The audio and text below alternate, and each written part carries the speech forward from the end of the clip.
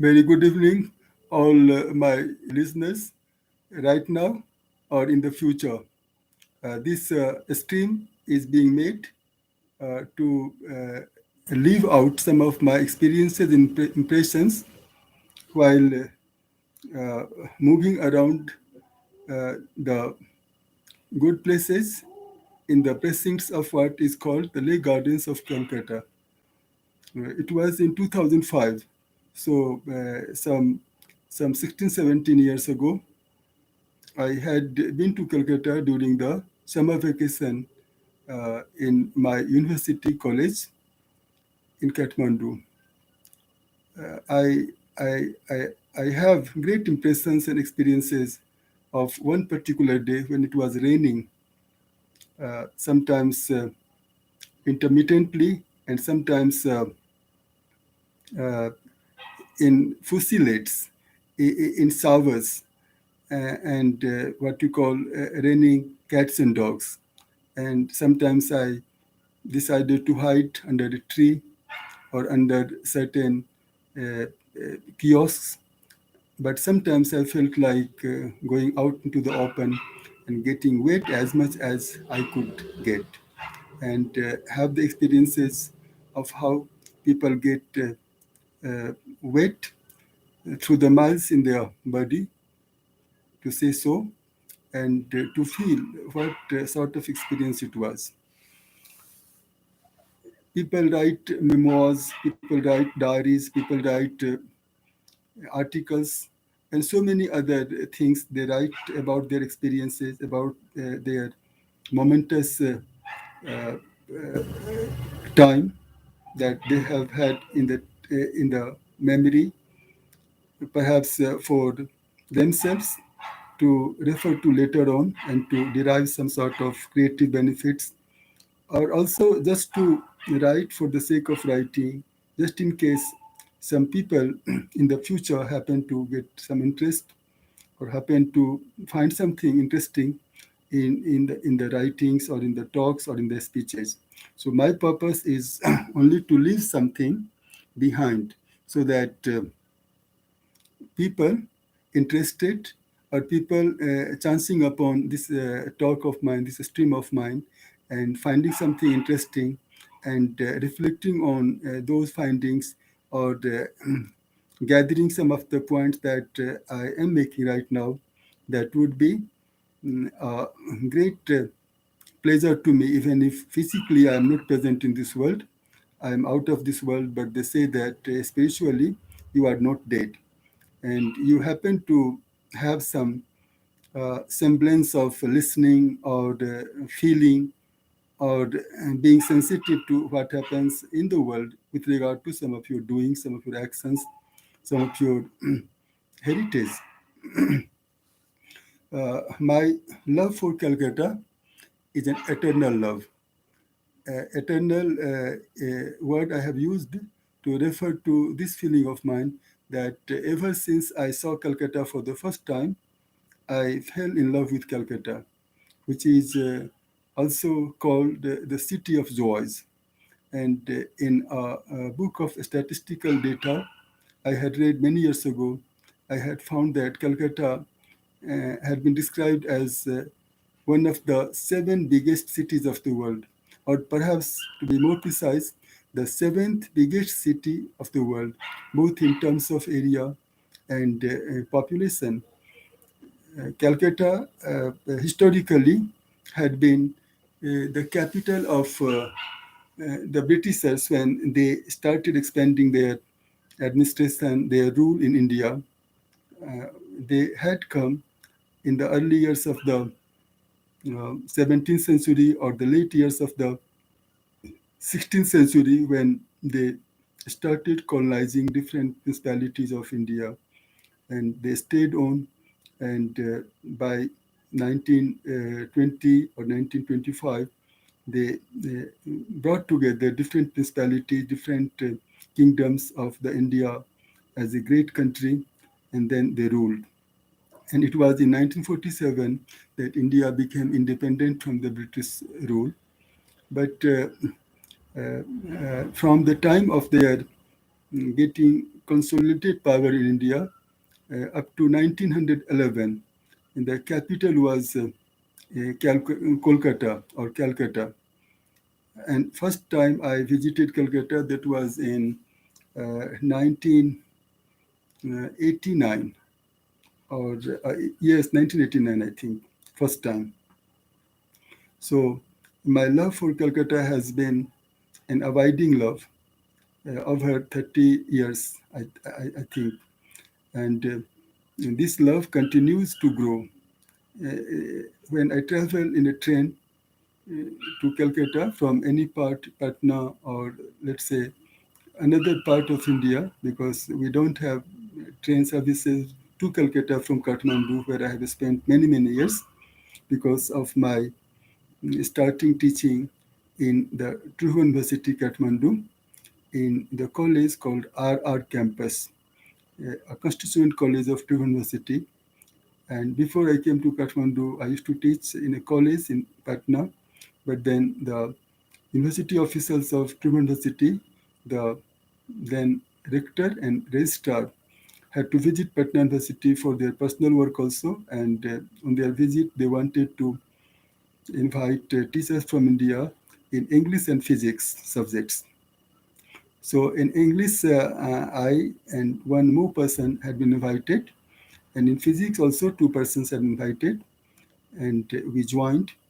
Uh, and I continued in spite of the fact that I got an opportunity to work for the Delhi College, Delhi University College, but then the appointment letter reached me 15 days after because of discrepancies, because of inordinate delays in the postal system, and the difficult communication, transportation between India and Nepal, because in Nepal the postal services have not developed. So even if the letter had reached the Nepali side in time, from that point on the Nepali side to Kathmandu, it took so many days. So that is the history.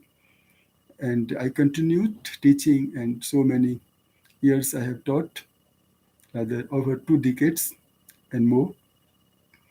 So no train from Kathmandu to Calcutta. Means sometimes I travel from Kathmandu to Delhi or Calcutta by air, and some of the times I traveled from Kathmandu to a border place, Viratnagar, by plane, and then from Viratnagar I go to a place very near Yogwani, and from Yogwani, which is in India, I catch a train, and that takes me to Calcutta.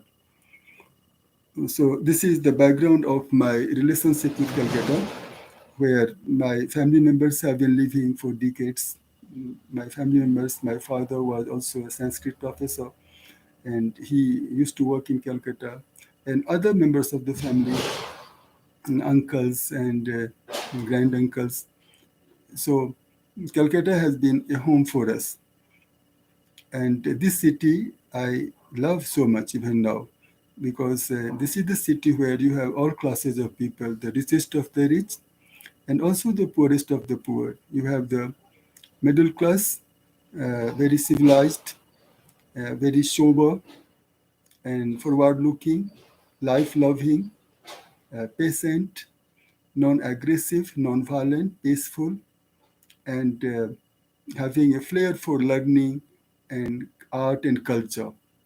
And this is also a fact in terms of general knowledge, that if Delhi is the political capital of India and Bombay is the financial capital of India, then Calcutta certainly is widely known as the capital of arts and culture.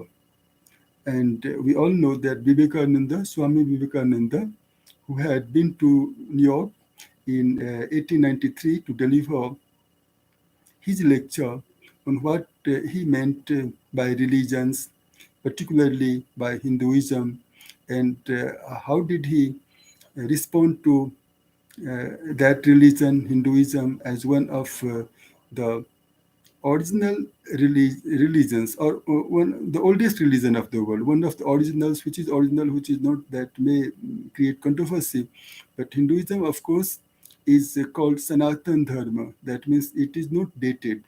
There is no beginning, historically described beginning of Hinduism, because Hinduism has been a way of life, and it didn't come into practice or come into people's consciousness because of certain revelations or certain prophets. Christ was born and Christianity started after his crucifixion and other religions. So I am, of course, a Hindu. I'm proud of being a Hindu, but I also love good people in other religions or other religions, because all religions, to me, as I am educated and I feel I am decently educated, and I don't have any uh, what you call partialities or any jingoism or any sort of partial views on religion. All religions are spiritually oriented, and they teach us to be good human beings. All religions give us ideas as to how to be best human beings, better human beings, starting from good human beings. And best human beings also have to better themselves to be much better. And there's no bestness, because there's no limit for the best, and there's no bottom limit for the worst, because both the negative and the positive open-ended. You can go down negativity and there's no end to that. You can go up positivity and there's no end to that. So Swami Vivekananda I was talking about, he was a disciple of Ramakrishna Paramhans, and he also stayed in Calcutta, lived in Calcutta. He worshipped Ma Kali, the goddess Kali. We have Kali Ghat in Calcutta, the world famous holy place for the Hindus, wherever they are in America, in Europe, in any part of the world. They sometimes come to India, and if they come to India, 90% of them, as reported, come to the Kali Ghat in Kolkata, and to see other places like Santiniketan, historical places, as well as places more, made in the modern time, built up in the modern time for education, for the exhibition of arts, for music. Pandit Ravi Shankar, he also spent many, many years in Kolkata, who happened to settle down in America in the later part of his life, singing life. And so Calcutta historically has been one of the best places in the world for artists, for singers, for musicians, for intellectuals, and Vivekananda being one of the top personalities associated with Calcutta. Rabindranath Tagore also belonged to Calcutta, and it is said that he was born near Santiniketan, Bolpur, where there is a university now, established by his father, Maharshi Devendranath Tagore. So Calcutta has been a place where greats have been born, like Swami Dayananda Saraswati, Vivekananda, Aurobindo Ghosh, the great poet who lived in Pondicherry. Pondicherry once was a French colony. Later on, perhaps in 1965, Pondicherry became independent and got integrated with India. So it's a fact known to the universe that Calcutta is one of the most cultured and one of the most intellectually sound places in the world, where people of all religions, Christians, Hindus in majority, Christians, and people having faith in other religions, they live in Kolkata, and most of them, they love Calcutta. That's why even a German writer uh, is reported to have described in his book Calcutta in detail, and one of the adjectives used by him, the city of joys. Now I come to my experiences on a particular day, a rainy day, in the Lake Gardens of Kolkata. It was around 9:30 or 10, because I had been to Calcutta on a vacation, so I didn't have any constraints of time, and I could go anywhere, anytime. I could come back home for my lunch or dinner, uh, maybe in time or may be not in time, maybe delaying my return home for a few hours. And I was independent, I was free to do that, because on a vacation, if you are, after having 3 4 months of rigorous teaching work, taxing teaching work or playful or pleasant teaching work, whatever, work is work. Even if it is of your liking, you work, and then sometimes you have time off to have a vacation, to have holiday. So I was on a holiday in Kolkata, and on that particular day, it was summer vacation, and in the summer we have lots of rains in India because of this monsoon. So I saw ripples. The first impressions of mine that I remember, that as it started raining, the drops started falling on the surface water of the lake, a sprawling lake, perhaps 5 kilometers from one place in Baligans to Toligans, the two points of the same city, Kolkata. And you have people who row, who have their boating on the lake, and people who come just to have walks. And people come for walks on Sundays and Saturdays, most of the people. But for me, it was like a Sunday or Saturday, even if it was Wednesday, Thursday, because I didn't have to go to office. So it started raining, and then I saw thousands of bubbles in the water of the lake, and the bubbles spreading out and then expanding and then getting again lost in the water. But the process was continuous. The drops falling and then making circles, and circles disappearing, and successive drops falling and falling, circles being made, circles getting made, and circles getting off. And then I saw the birds, how they hankered after their perches, and they flew helter skelter. They were seen in the sky, all kinds of birds, the white feathered, the brown feathered, the black feathered, of different shapes and sizes. And I visualized the scene in the sky. And in the lake, I saw because when the lake water was, before the rain started, it was all calm, and I could see my reflections as I walked along the promenade. I saw my reflections, partial or full reflections, and that was an impression that gave me lots of joys. And during the rain, because I didn't have an umbrella, I didn't have a waterproof coat also, or raincoat, whatever. So it was all right for me, because in the summer, Calcutta is rather hot, humid, more you feel humidity. Heat you don't feel much, but humidity, because of that you perspire, but and you work also. So when it started raining, I felt like being cooled down.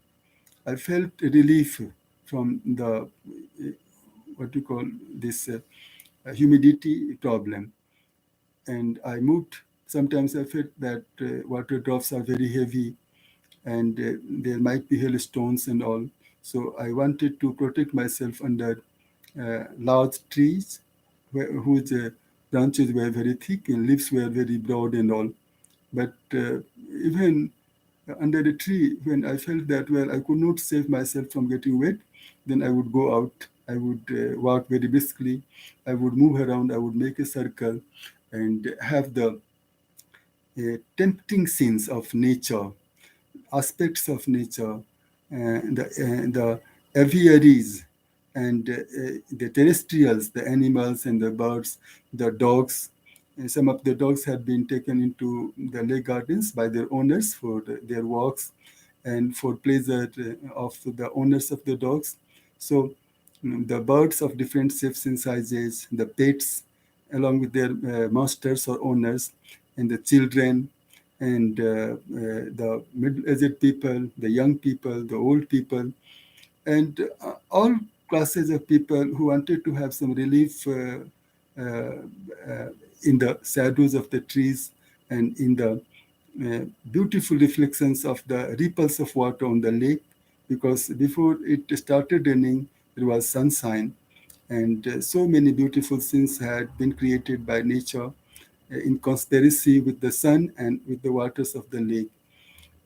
Sometimes I would sit down on a bench and would crack some biscuits that I had brought in my pocket, And I also would have some almond and all that in my pockets, and sometimes I would have a bite of these things, and then tea also, because tea stalls all over.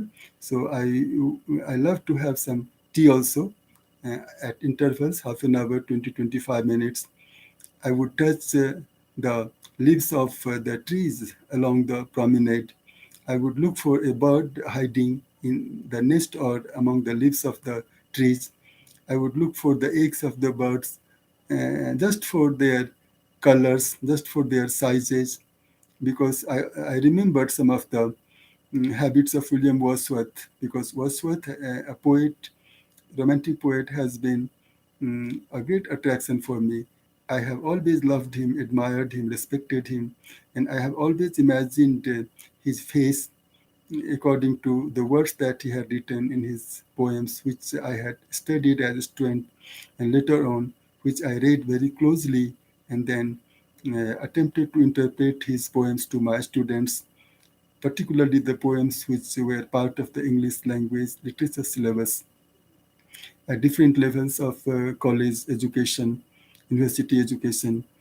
So I felt that, well, Wordsworth, the greatest of the great poets of England of the early 19th century, he would have interest in that. And I also have interest. So my interest tallied with the interest of William Wordsworth, who was a human being, a nature-loving human being, a peace to nature. I also a human being after, you can say, more than 2.5 centuries, I coming to join life on this earth, and he having lived his life on this earth and gone off, gone back, and who knows, he might have returned to the earth, and he might have been given a different name, maybe in England itself, or in America, or in India, because they say in books and periodicals, magazines, sometimes we have these pieces of information that people have rebirths, and rebirths don't take place in the same families, in the same province of a country, or in the same country. Sometimes a person born in America is born in England, or in China, or in India. An Indian, after death, if that Indian has the rebirth, then that person is reported. The reports may be false, maybe fictitious, whatever, but they say it happens. So Kolkata's Lake Gardens, one of the most famous gardens in India. And if you count, or if you have traveled all around the world, and if you have seen the beautiful gardens of the world, of course, I would say that Calcutta would count as one of the most beautiful gardens in the world. We have two beautiful gardens, sprawling, expanded, and very nicely maintained. One is the Eden Gardens, that is in the central part of Calcutta, a splendid area, and this Lake Gardens that is in South Calcutta. And both these gardens are extremely popular for the tourists all over the world. And for Calcuttans also, these are favorite places to go to whenever they have time to enjoy. So I remember I had got thoroughly wet, my shirt, my trousers, my inners, all the clothing had been wet, but I was not upset. I was not a bit irritated. I was not I was not any sad, or I didn't have any negatives in me because of the rains. Rather, I was cool, and I felt nature. I saw nature in various colors, various dimensions of changes, and I enjoyed. And I kept on eating also. I kept on having tea also, eating also, eating sometimes nuts, sometimes biscuits, sometimes a mutton roll, because you had kiosk and all that. That rains had been outside, but there were beautifully maintained kiosks where they would sell out rolls like egg rolls, mutton rolls, fish rolls. So I would prefer fish roll and mutton roll. So eating a lot, walking a lot, moving a lot, watching other people eat and move and talk, watching other people singing songs in praise of rains, in praise of the beauty of the rainy season, and in praise of themselves. preferring walks in the open and not getting upset because of getting wet thoroughly. And so it was only within 2 hours of my stay during the rains, I had so much of joy, so much of pleasure, and I saw the sky and the water of the lake gardens, water of the lake come together as if sky coming down to have a bath in the lake, and the lake having an embrace, a cozy and blissful embrace with the sky that I felt. I felt the birds going up and then coming down to have a bath or to just have some flashes in the waters of the lake. I saw trees bending down because of the windy conditions also. So the trees bending down on the edges of the lake and then reflecting themselves or trying to touch the water or trying to become a medium between the water that was falling and the water that was inside the lake already, because the lake is very beautiful, and throughout the year you have sufficient amount of water in the lake, and even in a year when you don't have rains, then water supply is maintained for the lake so that its beauty is maintained, and the interest of the tourists is not allowed to shrink or contract. So it said that Kolkata Municipal Corporation spends a lot of money on the maintenance of these two beautiful gardens of Kolkata, the Lake Gardens and the Eden Gardens. You have other gardens also, so many parks and gardens, because Calcutta also is a city of gardens, although not as highly reputed as Bangalore, which is called the Garden City of India. But despite the differences in the presence of the trees and the foliage and flowers that the garden in that Bangalore may have, but Calcutta is not lagging far behind. If Bangalore is a city of gardens, and if it is to be compared with the spring season, then like John Keats, I would like to compare the spring season with the autumn season, Ode to Autumn, written by John Keats. And so 2 hours of my stay during the rainy day in Kolkata's Lake Gardens, it is etched out in my memory. And I remember I had written something in my diary while having my fish roll and scribbling something in the diary. And the diary is still in Calcutta home. And sometimes when I am free, I go into the diaries written partially or fully many years ago, and I get into them and try to find out what things I had written in them and how do I respond to those writings now after 10, 15 years. So I wrote two poems also on that very day when I returned home, and I recorded my impressions, my experiences in the form of poetic lines, two poems. And the one was titled Rains in Kolkata Lake Gardens, and other was that Kolkata Lake Gardens, the heaven on a rainy day. Uh, so it was such a day, and the 2 hours that I spent in Kolkata Lake on that very day, these 2 hours time was the most precious time of my life, because any day when I look back, when I remember those scenes and sights, and I read out the lines that I had recorded on that very day, they sound so sweet.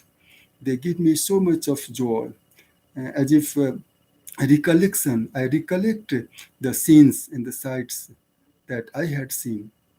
I remember, I imagine, and I get back to that. I get retreated, or I have a kind of retreat into those scenes and sights. And even in a time when I have something else on the mind that is like a pressure, I find refuge on those in those lines. I find refuge on in those scenes and sights, and I feel recharged. I feel renewed, and I feel as if I have gone back to those moments of my life which I got during the 2 hours of my getting weight, my getting joys out of the sips of teacups, out of the rolls. Maybe during those 2 3 hours, I might have eaten 3 rolls, because rolls in those days were you could get for 8 rupees, 9 rupees, and tastefully made roll, and stuffing of the rolls had also been of high quality. And then you have so many kiosks, and you go to the ones that you are used to going, and you go to the reputed ones where the supplies are good, supplies are fresh, and the makers in the kitchen of the kiosk are also good, clean, neat and clean. You pay higher, but then you have the satisfaction of eating nice things. And then bottled water, good water drinking, and physical, no, because when you work a lot, then you become hungry also. And when you are hungry and you get anything freshly made, tastefully made, mm, having a nice aroma that suits your palate, then you have that gustatory sort of joy. And that I had. And then walking, singing. I also tuned some of the lines during that walks, that during that stroll, that walk, that stay in the Lay Gardens. So I will never forget those 2 hours, those moments in the Lay Gardens of Kolkata in 2005. I I will always live by those memories.